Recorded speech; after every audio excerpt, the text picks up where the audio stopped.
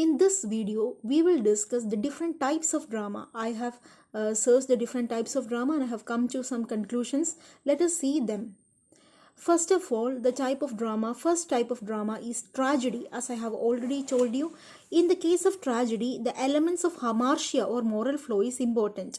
In the case of tragedy, how much elevated the esteem of the protagonist is, that much would be the depth of the tragedy. How much he is liked, how much the protagonist is liked, how much the protagonist is important, how much the protagonist is of high rank and of high moral conduct, that much will be the depth of the tragedy. And the element of tragedy will be hamartia or the moral flow. The flow in the character of the protagonist will be taken and will be used in the plot to make this tragedy a success. Then the main character is the protagonist, who is of high esteem, as we see in the example of Othello of Shakespeare. Comedy, when you hear comedy, the thing that should come to your mind should be happy ending. The comedies don't have much of complex plot and it is really meant for amusing people. Tragicomedy, as I told you, is a mixture of tragedy and comedy. It will begin with tragedy but it will end with happy ending. The example of which is Merchant of Venice by Shakespeare. Melodrama is the exaggerated form of drama where the characters will be very much exaggerated and the events will be very much exciting, and it will be intended to appeal the emotions. And the dialogues will be very bombastic. Either it will be very bombastic or it will be very much extremely sentimental. The first melodrama, full melodrama, is Jean-Jacques Rousseau's Pygmalion. Now, next category of dramas are historical plays. The events will be chronologically presented.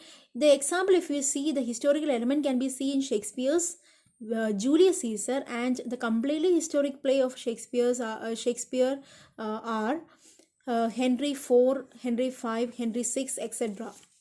Now, next type of drama is black or dark comedy, where it will begin, it is rather comic but it will end as a dark or very much ironically in the sense like what we think, the opposite will be happening at the end. Interludes are the comic entertainments that are included in between the serious plays to balance the emotions. Cycle plays are the stories of Bible, and farce makes use of highly exaggerated and funny situations to make it more entertaining. Romances, when you hear romance, of course there can be stories of love, but it is more of imagination, mysterious, adventurous, and spiritual note. Then there are problem plays. Problem plays are mainly of 19th century. It deals with controversial social issues in a very realistic manner, and it whips the social ills and it stimulates the thought and discussion in the minds of the audience. Example of which can be Henrik Ibsen's The Doll's House.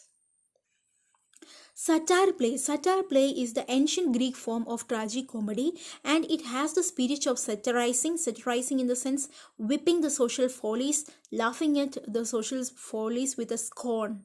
And it can be burlesque in nature, and it will be having absurd and comically exaggerated imitation of work like parody. It will be like a parody. Satire plays.